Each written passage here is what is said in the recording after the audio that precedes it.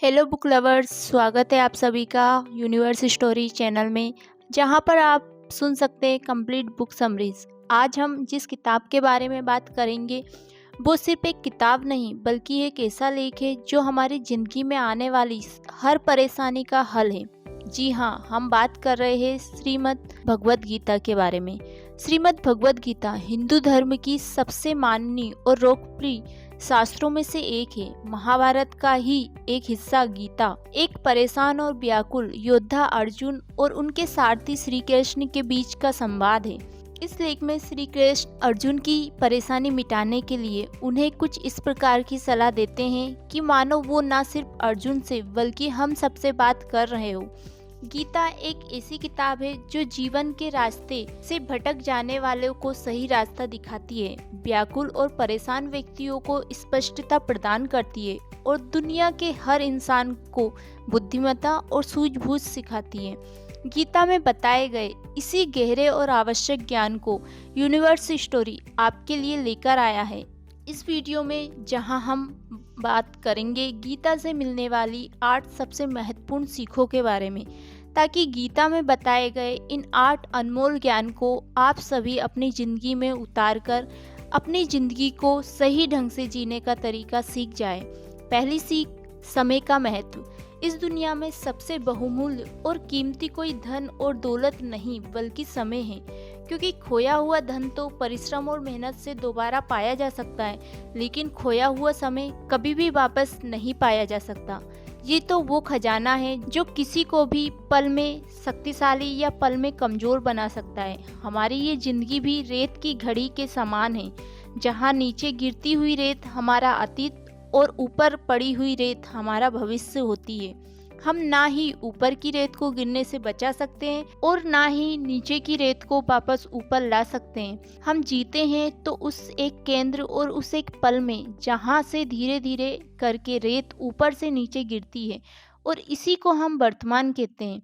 यानी हम सभी के पास जीने के लिए केवल एक ही पल है, जिसे हम या तो बीती हुई बातों का दुख मनाते हुए बिता सकते हैं या आने वाला है उसकी प्रतीक्षा करते हुए बेचैनी और क्रोध में गवा सकते हैं। लेकिन जो भी कुछ भी करना है उसके लिए केवल यही एक पल है।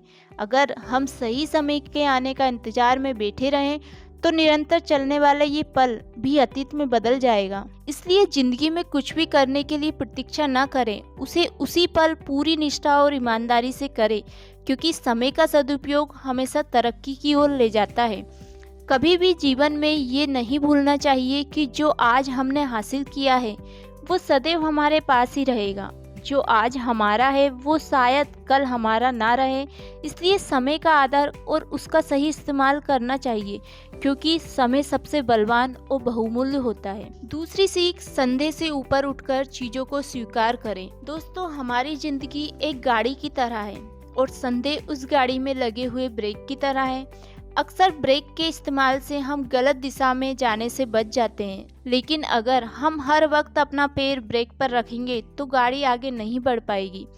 ठीक इसी तरह जिंदगी में हर वक्त और हर चीज़ पर संदेह करने से हम कभी भी सही निर्णय नहीं ले पाते हैं और जिंदगी में पीछे रह जाते हैं।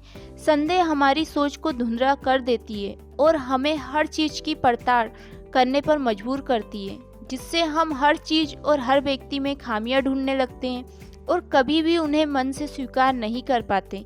यदि हमें ज़िंदगी में आगे बढ़ना है और कुछ हासिल करना है तो निसंदेह चीज़ों को स्वीकार करना चाहिए। जहां सही मात्रा में संदेह एक बुद्धिमान व्यक्ति का चिन्ह माना जाता है, वहीं अत्यधिक संदेह वो जहर होता है जो हमें आगे बढ़ने से रोकता है। इसलिए चीज़ों और व्यक्तियों की कमियां और कमजोरियां ढूंढने के बजाय उनकी अच्छाइयों और सकारात्मकता को न सिर्फ स्वीकार करें बल्कि अपनाना भी चाहिए, क्योंकि हर चीज़ में संदेह करने वाले व्यक्ति को सुख की असल प्राप्ति नहीं होती। तो अब से अपने संदेहों को संदेह करें और अपने विश्वासों पर विश्वास करें, क्योंकि असली सुख की प्राप्ति उसमें विश्वास करके ही होगी, उस पर संदेह करके नहीं। तीसरी सीख, विनाश की पहली सीढ़ी है अहंकार। क्या कभी आप सबने सोचा है कि हमें इस दुनिया में लाने वाले हम खुद नहीं बल्कि कोई और है? दुनिया में आने के बाद हमें नाम देने वाला भी कोई और है, और जिंदगी में हमने जो कुछ भी कमाया है वो भी कल किसी और का होगा। तो जब दुनिया में आने से लेकर दुनिया से जाने तक कुछ भी हमारा अपना नहीं है, तो चीज़ों पर हमें घमंड क्यों है? क्यों अपनी कामयाबियों पर, अपनी चीज़ों पर, अपने पैसों पर हमें अहंकार होता है? जो कुछ भी हमने आज हासिल किया है वो कल शायद हमारा ना रहे, और अगर हमारा भी रहा तो हमारे जाने के बाद किसी और का होगा। तो जिस पर हमारा पूरा हक भी नहीं है उस पर हमें घमंड करने से क्या फायदा? अपनी कामयाबियों और अपनी दौलत को अपना स्वाभिमान मानकर दूसरों को नीचा दिखाने वाले लोग अक्सर ये भूल जाते हैं कि जिस दौलत और शोहरत को वो अभिमान से बता रहे हैं वो असल में उनकी है ही नहीं। खुद के पास मौजूद कामयाबी से यदि किसी और को छोटा दिखाया जाए तो वो कामयाबी नहीं बल्कि विनाश की सीढ़ी है। अहंकार और घमंड हमारी सोच को दिशाहीन बनाकर हमें बर्बादी की तरफ ले जाता है। जिस सोच के जरिए हमने लाखों बुलंदियां हासिल की होती है, वही सोच अब केवल दूसरों की निंदा और आलोचना में लग जाती है। इतना ही नहीं, घमंड के नशे में चूर व्यक्ति सही और गलत की पहचान नहीं कर पाता और अपने को दुनिया में सर्वश्रेष्ठ समझने लगता है, और ऐसा करने पर उसका गिरना निश्चित है।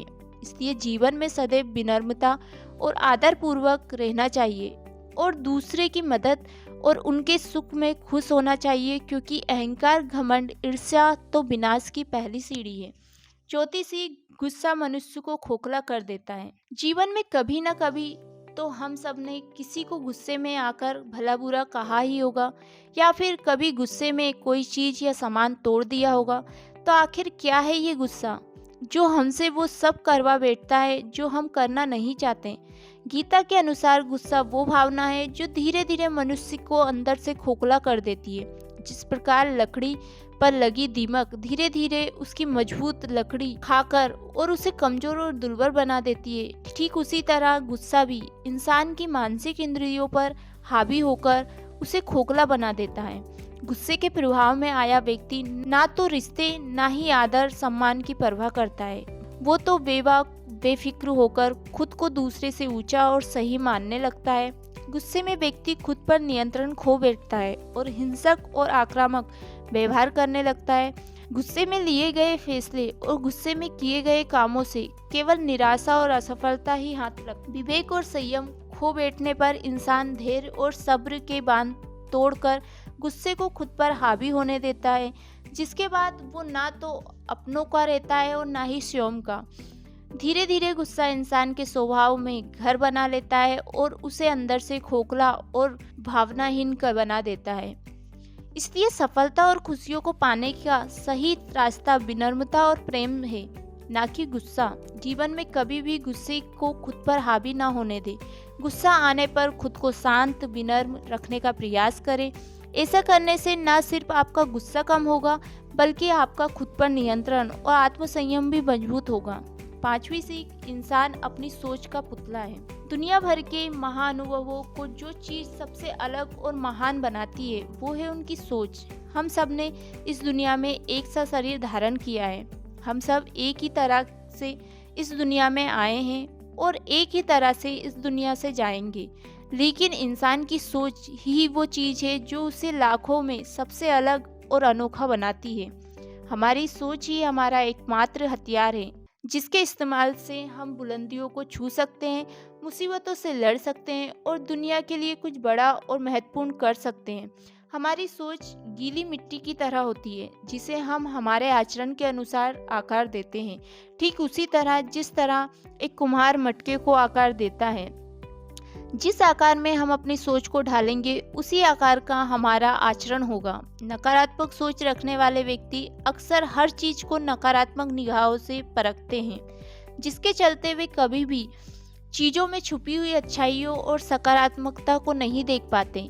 ऐसे लोग हमेशा निराशा और अफसोस ही करते रहते हैं। वही दूसरी ओर सकारात्मक सोच रखने वाले व्यक्ति सदा ही चुनौतियों से लड़ते हैं और लक्ष्य को पाते हैं और जीवन में कभी हार नहीं मानते। स्पष्टता, स्थिरता और पूर्णता महान और कामयाब सोच के प्रतीक है। इन तीनों खूबियों के मिश्रण से बनी सोच निश्चित रूप से इंसान को सफल और कामयाबी का कारण बनाती है।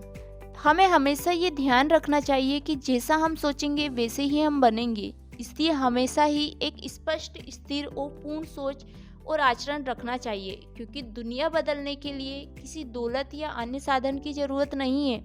जरूरत है तो एक क्रांतिकारी सोच की, क्योंकि सफलता और असफलता केवल हमारी सोच है। यदि हम खुद हार ना माने तो कभी पराजित नहीं हो सकते। छठी सीख, मुसीबतों से सीखें। जीवन में कई बार हम खुद को हारा हुआ और निराश महसूस करते हैं, और ऐसे समय में हमारा मन गम के सागर में डूब जाता है। वहीं दूसरी तरफ जब हम कुछ हासिल कर लेते हैं तो हमारा मन खुशी से झूम उठता है। लेकिन कभी आप सबने सोचा है कि हार और जीत तो केवल हमारा चीज़ों को देखने का नज़रिया है। यदि हार के वक्त भी हम उसमें छुपे हुए सबक और सीख को पहचान ले तो हम उस हार को भी जीत में बदल सकते हैं, क्योंकि जीवन की हर कठिनाई और मुसीबत में ही छुपा होता है उससे लड़ने और उस पर जीत हासिल करने का राज। हर मुसीबत और कठिनाई अपने आप में एक मौका होती है, और अपनी गलतियों को पहचानने और उनसे सीखने का। हर बार जीवन में इंसान हर चीज नहीं कर पाता, जिसके कारण वो मुसीबतों का सामना करता है। ऐसे में निराश में डूबकर हार मान जाने से बेहतर है कि मुसीबत को जड़ से पहचानें, गौर करें उन गलतियों और खामियों पर जिनके कारण स्थिति नियंत्रण से बाहर हुई। ऐसा करने से इंसान अपनी खामियों को परखना सीख जाता है और उनसे सबक लेकर एक बेहतर कल और एक बेहतर जीवन की ओर चल पड़ता है। इसलिए जीवन के हर पड़ाव में ये याद रखना चाहिए कि जिंदगी की मुसीबतें अपने आप को बदलने का और सीखने का मौका देती है। इनसे डरना नहीं है, बल्कि इनसे सीखना चाहिए और एक बेहतर इंसान बनना चाहिए। सातवीं सीख, अपने रहस्य किसी को न बताएं। ना कोई डर, ना भावनाएं, ना ही धन। इंसान की सबसे बड़ी दुर्बलता है उसके रहस्य, चाहे कोई कितना भी बड़ा क्यों ना हो, कितना भी शक्तिशाली क्यों ना हो। आपके रहस्य ही होते हैं जो आपके विनाश की चाबी होते हैं। इसलिए अगर आपको हमेशा ही सामर्थ्य रहना है, हमेशा सुखी रहना है, तो अपने रहस्य किसी को ना बताएं, ना ही अपने करीबी दोस्तों को, ना ही अपने ईर्ष्या करने वाले शत्रु को, क्योंकि समय आने पर कब कौन शत्रु हो जाए ऐसा कहना संभव नहीं।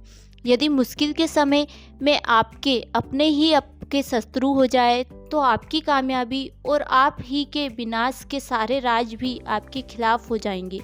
जिस प्रकार रामायण में विभीषण ने रावण के अमृत कुंड का राज श्री राम को बताया, उसी तरह यदि आपके रहस्य भी आपका विनाश चाहने वाले किसी व्यक्ति के हाथ लग जाए तो रावण की तरह आपका भी अंत निश्चित है। इसलिए समझदारी इसी में है कि अपने रहस्य अपने तक ही रखें, क्योंकि आपके रहस्य आपके सुखी जीवन की पतंग की डोर है।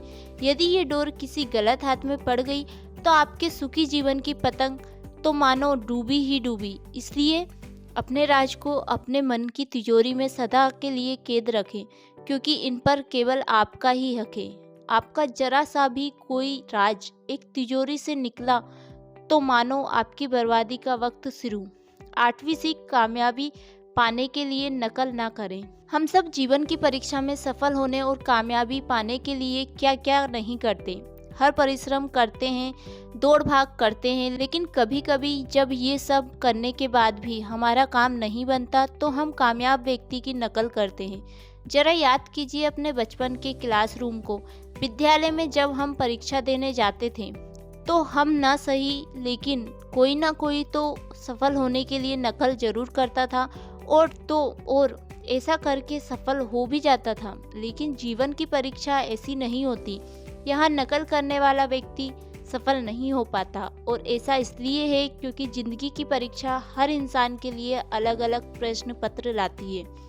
हर इंसान का जीवन अलग अलग प्रकार की कठिनाइयों से भरा होता है, तो निश्चित रूप से उन कठिनाइयों से निकलने का रास्ता भी अलग ही होगा। इसलिए यदि आपको जीवन में सफलता पानी है तो अपनी मुश्किलों के उत्तर खुद ही ढूंढें, और सफलता आपकी ही होगी। क्योंकि नकल करने से यदि आप किसी की समस्या से निकल भी पाए तो उस समस्या से सीख नहीं पाएंगे, और ऐसा करने पर जब अगली बार आप पर मुसीबत होगी तो ना केवल नकल कर काम आएगी और ना ही कोई सीख। इसलिए यदि जिंदगी में परीक्षा का टॉपर बनना है तो अकेले चलना सीखें और अकेले बढ़े, क्योंकि नकल करके असली कामयाबी कभी हाथ नहीं लगती। तो ये थे श्रीमद् भगवत गीता के 8 सबसे महत्वपूर्ण सीखें। हमें उम्मीद है कि आपको हमारी ये वीडियो पसंद आई होगी और इस वीडियो के जरिए आपको भी कुछ ना कुछ सीखने को मिला होगा। अगर ऐसा है तो हमारी इस वीडियो को लाइक और शेयर करें और हमारे यूनिवर्स स्टोरी चैनल को सब्सक्राइब कर लीजिए। और अगर आप भी अपनी किसी पसंदीदा बुक की समरी सुनना चाहते हैं तो हमें कमेंट करके ज़रूर बताएं। हमारे इस वीडियो को देखने के लिए और अपना कीमती समय हमें देने के लिए बहुत बहुत धन्यवाद। तो जल्द ही मिलते हैं हम नेक्स्ट वीडियो में। तब तक के लिए बाय बाय।